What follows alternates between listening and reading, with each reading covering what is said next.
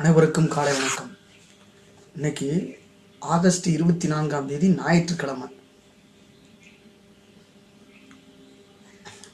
இதுதான் கடைசி வாரம். அடுத்த ஒரு நாள், இந்த மாதத்துக்கு 5வது வாரத்தில் ஒரு நாள் இருக்கு. ஆனால் 4வது வாரம் இதுதான் அதிகமான கடைசி வாரத்துக்கு முந்தைய வாரம் 4வது வாரம். பத்திரிகையாளர், எழுத்தாளர், கவிஞர் நாரண துரைக்கண்ணன் பிறந்த தினம் என்று ஆகஸ்ட் 24. தலைசிறந்த பத்திரிகையாளராகவும் இலக்கியத்தின் அனைத்து களங்களிலும் தனிமுத்திரை பதித்தவருமான நாரண துரைக்கண்ணன் பிறந்த தினம் என்று. தமிழகத்தின் சென்னை மயிலாப்பூரில் பிறந்தார். திருவள்ளூர் பிறந்த ஊரில் தான் பிறந்திருக்கிறார். 1906ஆம் ஆண்டு சுதேசி இயக்க காலத்தில்.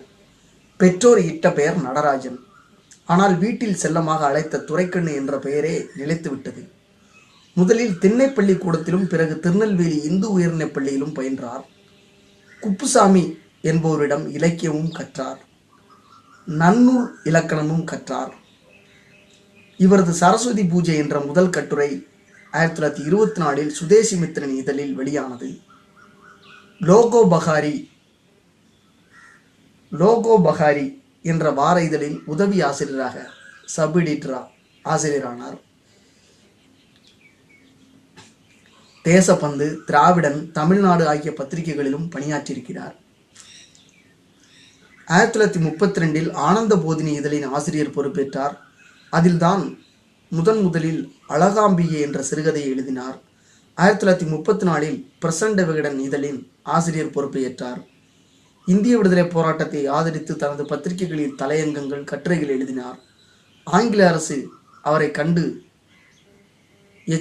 எச்சரிக்கை விடுத்தாலும் எங்கள் கொள்கையை விடமாட்டோம், இது எங்கள் தேசிய கடமை என்று துணிச்சலுடன் அறிவித்தார்.